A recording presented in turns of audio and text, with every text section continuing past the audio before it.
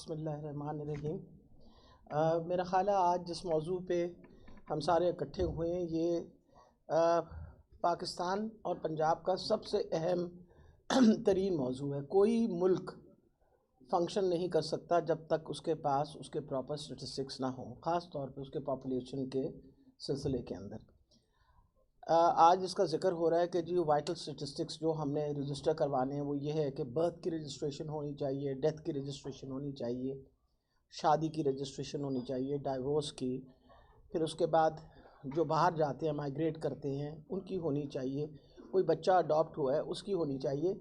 ये सारी चीज़ें इसलिए बहुत ज़रूरी हैं कि जब हम पॉलिसीज़ बनाते हैं और ये पॉलिसीज़ जो आप तादाद के मुताबिक आपको बनानी पड़ती हैं वो कभी सही नहीं बन सकती अगर आप के पास सही डेटा ना हो।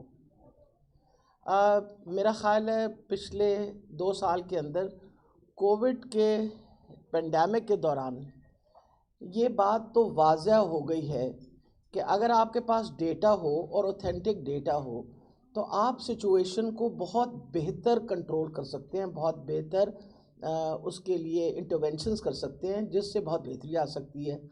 NCOC के थ्रू आपको पता है कि डेटा कलेक्शन जो था that was the major intervention. मतलब ये था कितने लोग बीमार हुए, कितने लोग दाखिल हुए, कितनों को कोविड हुआ, कितनों को नहीं हुआ, कितनों को वैक्सीन लगी, कितनों को पहली डोज लगी है, कितने लोग हैं जिनको सेकेंड डोज लगी है। All the statistics have become so important for us. आपको पता है कि हमारी total policy rotated around those figures.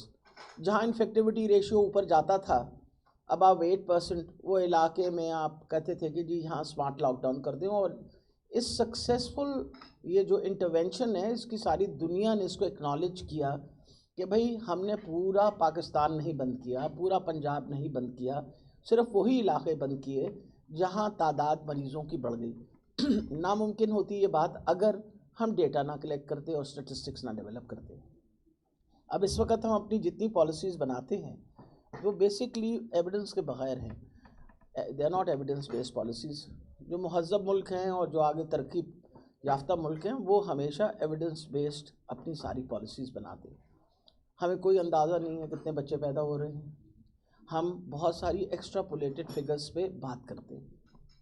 अभी पिछले दिनों मुबारकबाद भी पेश मैं करना चाहूँगी, मेरे सेक्रेटरी साहब यहाँ बैठे हुए हैं और इन्होंने बहुत मेहनत की। एक दुनिया की सबसे बड़ी मीज़ल्स की कैंपेन हमने पंजाब में रन की और इसमें मीज़ल्स और रुबेला की, जो कि अब हमारे EPI प्रोग्राम में दोबारा ऐड अप होना है।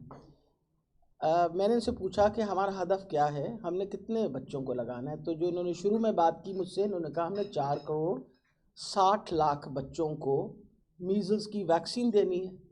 मैंने and I think it was commendable, इतनी माइंड बॉगलिंग ये नंबर्स हैं कि 12 दिन के अरसे के अंदर जब नताइज आए सामने तो इन्होंने मुझे कहा हमने 4 करोड़ 80 लाख बच्चों को लगाई।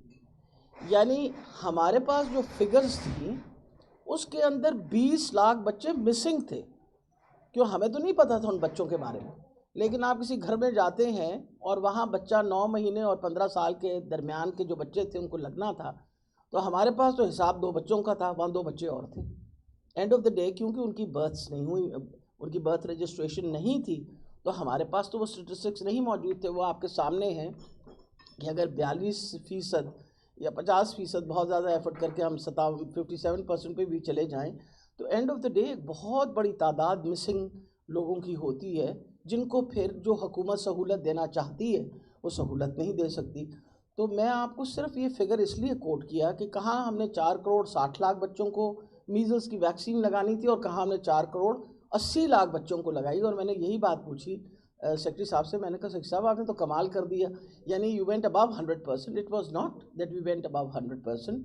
The reason why we vaccinated so many people were or so many children were because those children were missing from registration. And the most important thing is if you really want to organize interventions, particularly where prevention is concerned, हमारे लिए तो इस वक्त दुनिया का अहम तरीन काम है पोलियो ख़त्म हो, हमारे लिए अहम तरीन काम है कि हमारी EPI प्रोग्राम जो है वो कामयाब हो। तो अगर हमें तादाद ही नहीं पता बच्चों की कितनी है तो एंड ऑफ द डे हम किस तरह ये सब कुछ अकम्प्लिश करेंगे।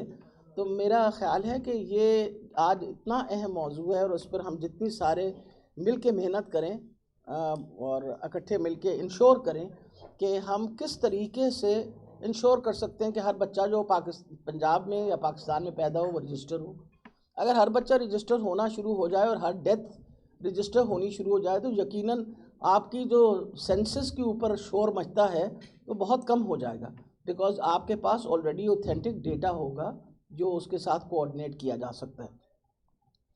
अभी मैं बैठी हुई जो बात कर रही थी, हमारा इस वक्त जो हेल्थ इंश्योरेंस कार्ड आ रहा है, अब आप देखिए उस हेल्थ इंश्योरेंस कार्ड की एक ख़ासियत है, हमें नादरा ने जो डिटेल्स दी हैं वो 3 करोड़ फैमिलीज़ की दी हैं, यानी फैमिली हेड, और उन्होंने कहा जी हमारे पास 3 करोड़ फैमिलीज़ हैं।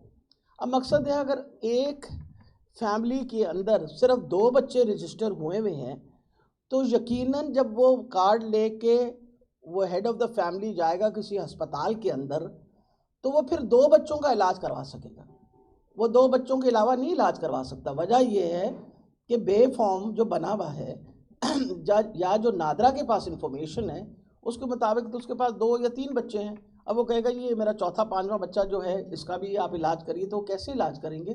अभी पिछले दिनों इसी सिलसिले के अंदर जैसे कितना इम्पोर्टेंट है कि डाइवोर्स, मैरिज, ये सारी रजिस्ट्रेशन इम्पोर्टेंट है। मुझे टेलीफोन आया लैया से, एक खातून है उसका सिजेरियन सेक्शन हुआ। अब उनके खामिन का, क्योंकि लैया का इलाका जब वहाँ 100% आपको पता है कार्ड्स मिलते हैं सबको। अब वो क्या, मुझे मरीज़ का खामिन था उसका फ़ोन आया रात 12 बजे करीब और मुझे कहने लगे कि देखिए जी मैं जिस अस्पताल में अपनी बीवी को डिलीवर करवाया वो कहते हैं मेरा कार्ड जो है वो तो है रिकग्नाइज्ड, ये आपका है कार्ड हमारे पास सिस्टम के अंदर, हम आपको ये सहूलत दे सकते हैं, पर हमें तो नहीं पता ये आपकी बीवी है जिसका आपने अभी सिजेरियन करवाया है, हमें तो नहीं पता ये आपकी बीवी है क्योंकि ये तो रजिस्टर्ड नहीं है यहाँ। And we had to try to sort it out.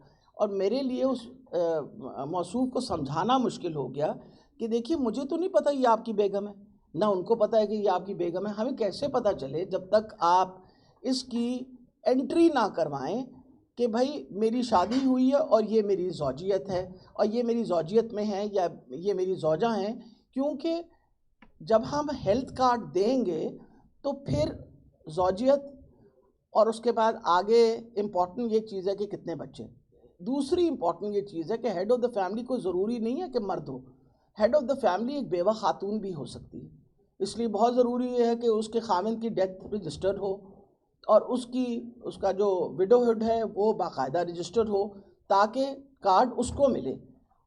Divorce खातून अगर कफ़ालत कर रही है अपने बच्चों की तो again that has to be registered, अगर हमने उसको सहूलत देनी है इस हेल्थ कार्ड की। तो मैं रिक्वेस्ट ही करूँगी कि देखिए क्योंकि हेल्थ कार्ड एक ऐसा इंसेंटिव है जो आज से पहले कभी किसी हुकूमत ने नहीं दिया, जहां हर फैमिली को 10 लाख रुपए की सहूलत मिलने लगी है। ये वक्त है कि आप इस हेल्थ कार्ड का इंसेंटिव इस्तेमाल करें और UNICEF and everybody should coordinate. और हमें जो अवेयरनेस कैंपेन जिसके बारे में मियां महमूदुर रशीद साहब ने जिक्र किया, ये अवेयरनेस कैंपेन होनी चाहिए कि भैया आपने अगर नहीं अपने बच्चे रजिस्टर करवाए, आपने ज़ौजियत नहीं रजिस्टर करवाई, आपने डेथ्स नहीं रजिस्टर करवाई, विडोहुड नहीं करवाया, ये सारी चीज़ें नहीं कराएंगे तो आपको ये सहूलतें नहीं मिलेंगी। क्योंकि हमेशा याद रखिए कि लोग जब जाते हैं रजिस्ट्रेशन करवाने के लिए जब वो समझते हैं कि मुझे ज़रूरत है। अब इससे बड़ी ज़रूरत तो और नहीं हो सकती कि अगर हुकूमत 10 लाख का कार्ड दे रही है आपके बच्चों की और आपकी सेहत के लिए, तो मेहरबानी करके आप इसके ऊपर काम। तो मैं रिक्वेस्ट ये करूँगी लोकल गवर्नमेंट को भी, क्योंकि अपना मियाँ साहब मुझे मुसलसल घड़ी दिखा रहे हैं, कि लोकल गवर्नमेंट को भी, यूनिसेफ को भी and PND which is at the moment focusing on it, कि मेहरबानी करके this is one incentive on which if you create an awareness, this awareness programme can help you to register maximum number of children, maximum number of people who are married, जो statistics, जिन vital statistics की आप इस वक्त बात कर रहे हैं। इन लफ्ज़ों के साथ मैं आप सबका शुक्रिया अदा करती हूँ, बहुत बहुत शुक्रिया, एंड आई होप इंशाल्लाह we all succeed in this endeavour. Thank you very much. Thank you so much madam. अब हम उस